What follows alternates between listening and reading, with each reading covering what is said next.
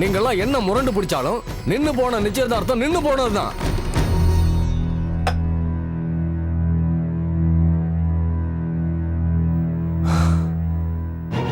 ராஜாராமனை என்னால சம்பந்தியா நினைக்க முடியாது. அந்த அளவுக்கு அசிங்கப்பட நான் தயாரா இல்லை. அந்த ஆள் கோபி சொன்னதை கேட்டு இப்ப இந்த மாதிரி அவசரமா ஒரு முடிவு எடுக்கணுமாங்க? ஏய், மறுபடியும் சொன்னதே சொல்லிக்கிட்டு இருந்தா எனக்கு கெட்ட கோபம் வரும். கோபிக்கு இந்த சம்பந்தத்தை கெடுக்கணும்னு என்ன அவசியம்? எதுக்காக அவன் போய் சொல்ல போறான்? இன்னொரு தடவை அவனை பத்தி தப்பா சொல்லாத. அப்பா, அம்மா அந்த கோபி பத்தி தப்பா சொல்லலப்பா. அவர் சொன்னதை மட்டும் நம்பாம மத்தவங்க கிட்டே கொஞ்சம் விசாரிச்சு பார்த்துருக்கலாமேன்னு சொல்றாங்க.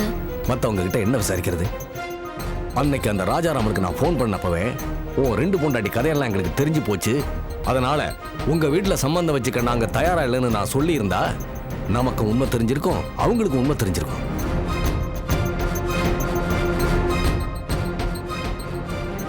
நீங்க எல்லாரும் சேர்ந்துதான் அதெல்லாம் வேண்டாம், ஜாதகத்துல கல்யாண தசை இன்னும் வரல அப்படின்னு என்ன சொல்ல சொன்னீங்க. நானும் உங்க பேச்சுக்கு மதிப்பு கொடுத்து அப்படியே சொல்லிட்டேன். இப்ப விசாரிச்சு பாருனா யார விசாரிக்கிறது?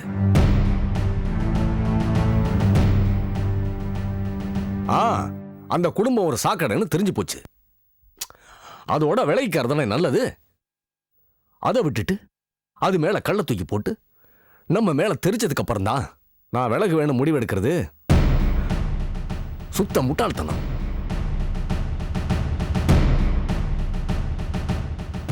இனிமே இதை பத்தி யாரும் இங்க பேசக்கூடாது. அப்படி யாராவது பேசுனீங்கன்னா நான் மனுஷனாவே இருக்க மாட்டேன்.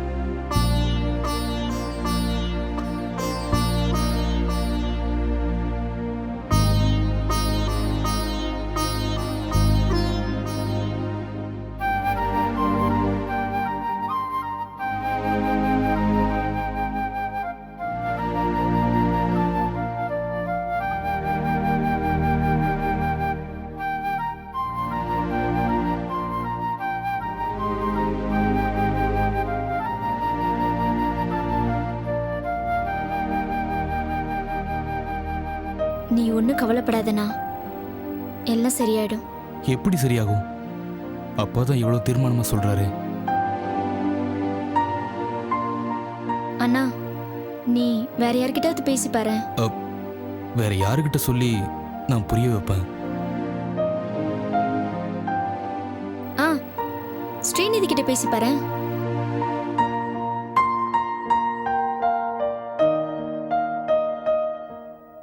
சரி ஸ்ருதி, பேசுறேன்.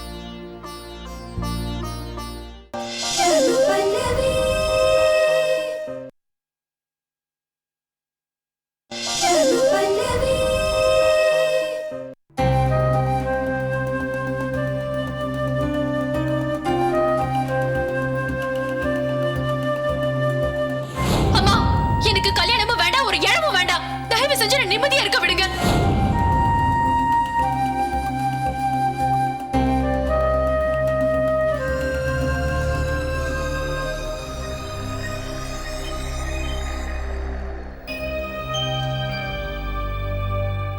ராஜாராமா, வா சுந்தர், உட்காரு.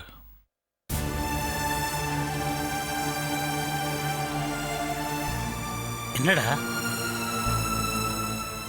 நிச்சயதார்த்தம் நின்று போன துக்கத்திலிருந்து நிவேதாவை எப்படி வெளியில கொண்டு வர போறேன்னு தெரியலடா. நிவேதா இந்த காலத்து பொண்ணு. இன்னொன்று ரொம்ப ப்ராக்டிக்கல். இதெல்லாம் அவளுக்கு ஒரு பெரிய விஷயமாவே இருக்காது. இந்த கவலையிலேருந்து நிச்சயமா சீக்கிரமே வெளியே வந்துடுவாடா. இல்லடா சுந்தர், அப்படி எனக்கு தெரியலடா. என்னடா ஆச்சு?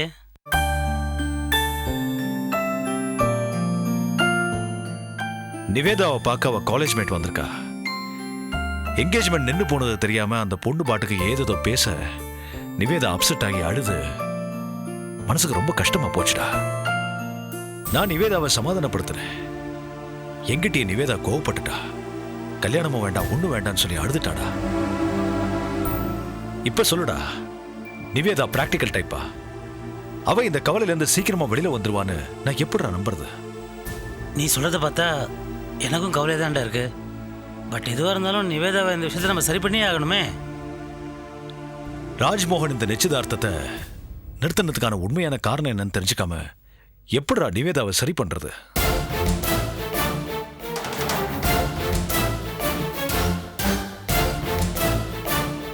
என்னடா என்ன சுந்தர், ராஜ்மோகனுக்கு ஒரு வேளை என்னை பத்தி ஏதாவது தெரிஞ்சிருக்குமோ? ஒருவேளை அனுவோடையும் பல்லவியோடையும் நான் வாழ்ந்துட்டு இருக்கிற ரெட்ட வாழ்க்கை ராஜ்மோகனுக்கு தெரிஞ்சு போயிருக்குமா சுந்தர்? தெரிஞ்சிருக்க வாய்ப்பு இல்லைடா. ஒருவேளை கோபி அந்த ராஜ்மோகன்கிட்ட ஏதாவது சொல்லி சுற்றி வளைச்சு மூகத்துட்டு இருப்பானோ? அப்படி இருந்தால் பட்டுன்னு இந்த விஷயத்தை போட்டு உடைச்சிருப்பாரு. அதுலேயும் அந்த ராஜ்மோகன் சார் ரொம்ப ஓப்பன் டைப்பு. மனசில் இருக்கிறத பட்டுன்னு பேசிடுவார். உன் 2 பொண்டாட்டி விஷயம் மட்டும் அவருக்கு தெரிஞ்சிருந்தது, உன்னை இத்தனை நாள் சும்மா விட்டு வச்சிருப்பாரு. உன்னை நடு ரோட்டில் நிற்க வச்சு சந்தி சிரிக்க வச்சிருப்பாரு. என்னடா நீயே இப்படி பயமுறுத்துறியே? அனாவசியமா நீ பயப்பட வேணான்னு சொல்கிறேன்டா.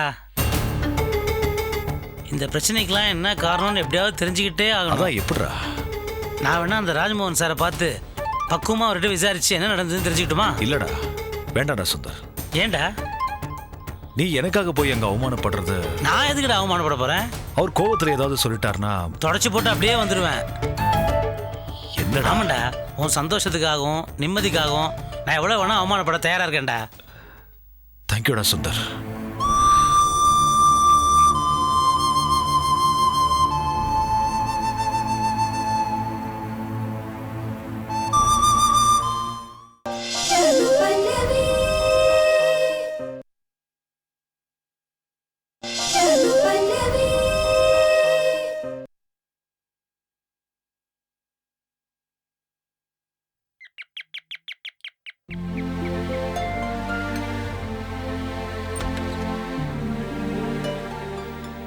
வாமா நிவேதா, நல்லா இருக்கியா?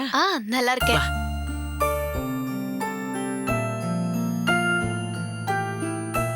உட்காருமா.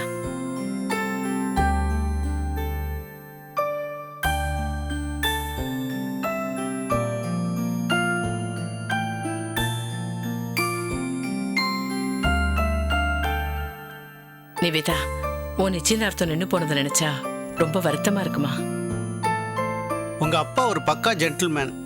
அப்பா என்ன, உங்கள் குடும்பமே ஒரு நல்ல குடும்பம். அந்த மாதிரி குடும்பத்துக்கு இப்படி ஒரு சோதனை வந்திருக்குன்னு நினைக்கும்போது அதை என்னால் தாங்கவே முடியலம்மா. நீ கவலைப்படாதம்மா. உனக்கு மட்டும் என்ன குறைச்சல்? உன்னை மருமகளை அடையறதுக்கு ராஜ்மோகன் ஃபேமிலி கொடுத்து வச்சிருக்கணும். அவங்க உன்னை மிஸ் பண்ணிட்டாங்கம்மா. அதை விடுங்க ஆண்டி. ஸ்ரீநிதி இல்லையா? வெளியே போயிருக்கா, இப்ப வந்துருவாமா. சரி ஆண்டி, நான் போயிட்டு அப்புறம் வரேன். அம்மா நீ உட்காருமா, ஸ்ரீநிதி இப்போ வந்துடுவா. அது மட்டும் இல்லாமல் நான் கொஞ்சம் உங்ககிட்ட பேசணும்மா. ராஜ்மோகன் சாரை எங்களுக்கு ரொம்ப நல்லா தெரியும். அவர் எந்த விஷயத்துலயும் தடாலடியா முடிவெடுக்க மாட்டாரு. அவரையே இப்படி செஞ்சாரு? விடுங்க ஆண்டி, எதுக்கு இந்த ஆராய்ச்சி எல்லாம்? என்னோட தலைவிதி, அதான் அனுபவிச்சுட்டு இருக்கேன். நோ, அப்படியெல்லாம் நினச்சி மனசை தேத்திக்கிறது முட்டாள்தனம். எந்த காரியம் நடந்தாலும் அதுக்கான காரணத்தை கண்டுபிடிச்சு தெரிஞ்சுக்கிறது தான் புத்திசாலித்தனம். அதனால நமக்கு என்ன லாபம்? என்ன நிவேதா, லாப நஷ்ட கணக்கு பார்க்கறதுக்கு இது வியாபாரம் இல்லைம்மா, வாழ்க்கை. நமக்கு உண்மை தெரியணும், அதான் முக்கியம். ஹாய் நிவேதா, எப்படி இருக்க? நல்லா இருக்கேன். நிவேதா, உன் நிச்சயதார்த்தம் நின்று போச்சுன்னு கேள்விப்பட்டேன். அதுக்கப்புறம் ஆதியை கூட நான் மீட் பண்ணல. ஏன், என்னாச்சு? நிச்சயதார்த்தம் நிற்கிறதுக்கு என்ன காரணம்? ஜாதகப்படி ஆதித்யாவுக்கு இப்போ கல்யாணம் பண்ணக்கூடாதுன்னு யாரோ ஜோசியர் சொல்லியிருக்காராம். அதான் காரணம்னு ஸ்ரீநிதி சொன்னான். ஏம்மா, இஸ் இட் ட்ரூ? எல்லாம் பேசி முடித்து நிச்சயதார்த்தத்துக்கு தேதியும் வச்சதுக்கப்புறம் ஜாதகத்தை எடுத்துகிட்டு போய் ஜோசியர்கிட்ட காமிப்பாங்களாமா? அதுக்கு முன்னாடி காமிச்சிருக்க மாட்டாங்களா? ஸோ நிச்சயதார்த்தத்தை நிறுத்துறதுக்கு வேற ஏதோ காரணம் இருக்குது. அப்போ ஆதி வீட்டில் போய் சொல்லி நிச்சயதார்த்தத்தை நிறுத்திட்டாங்கன்னு சொல்ல வரீங்களா? அப்படி இல்லை, உண்மையை மறைச்சிட்டாங்கன்னு சொல்கிறேன். என்னப்பா பேசுறீங்க? நீங்க சொல்றது நம்பும்படியா இல்லை. நிவேதா, எனக்கு உண்மையிலே உங்கள் அப்பா மேல் தாம்மா கோவம். ஆமாம்மா, ராஜ்மோகன் ஏதோ நொண்டி காரணத்தை சொல்லி நிச்சயதார்த்தத்தை நிறுத்தினா உங்கள் அப்பாவும் உடனே அப்படியே எடுத்துக்கிட்டு சும்மா இருந்துருதா? அவரால் வேற என்னப்பா பண்ண முடியும்? என்ன பண்ண முடியுமா? நேராக போய் அந்த ராஜ்மோகனை பார்த்து ஃபங்க்ஷன் நிறுத்தினதுக்கு என்ன காரணம்னு அவன் சட்டையை பிடிச்சி உலுக்கி கேட்டிருக்க வேணா?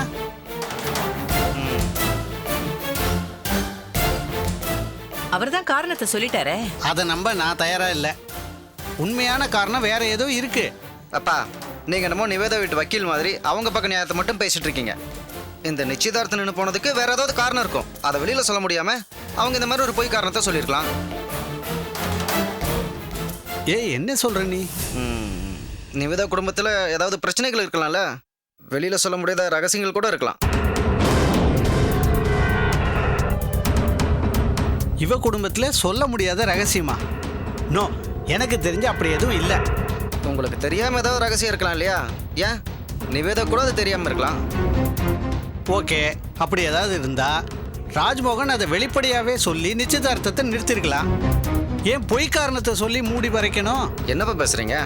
அது வெளியில தெரிஞ்சா நிவேதா குடும்பத்துக்கு அவமானம் ஏற்படும்னு சொல்லாம இருந்திருக்கலாம் இல்லையா? டேய், என்னடா ஏதேதோ உளறிட்டு இருக்க? பாவம் நிவேதா வருத்தப்படுறா பாரு.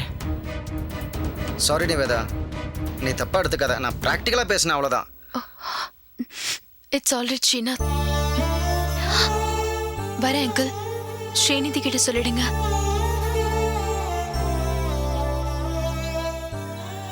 ஷோ, என்ன நீங்க ரெண்டு பேரும்?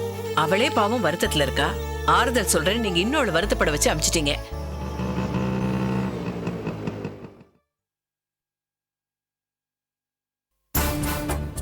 ஹாய் நிவேதா. ஏய், என்னடி?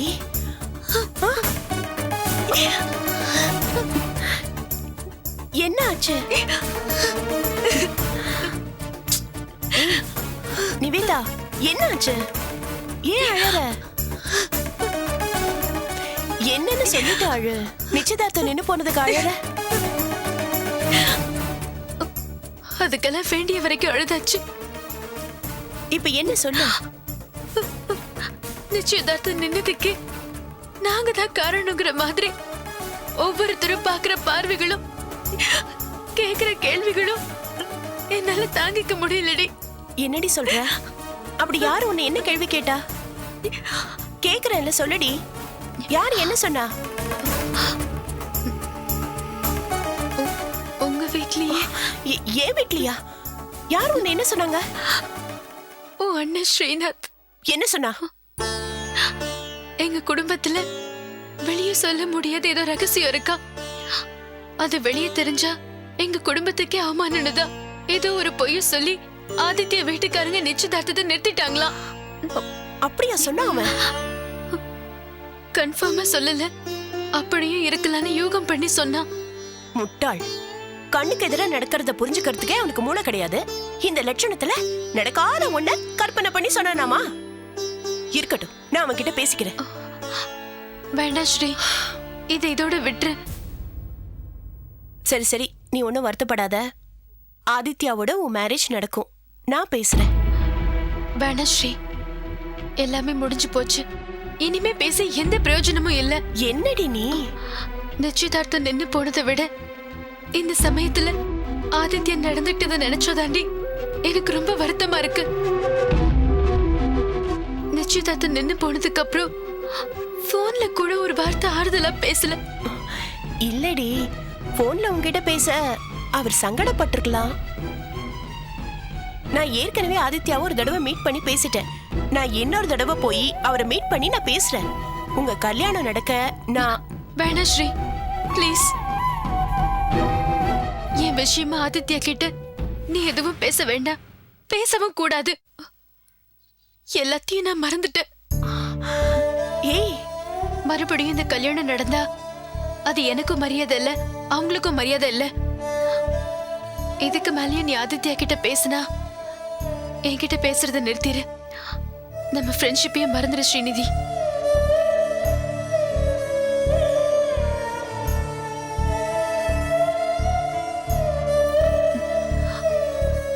நான் இவ்ளோ கோவமா பேசினத தப்பா எடுத்துக்காத.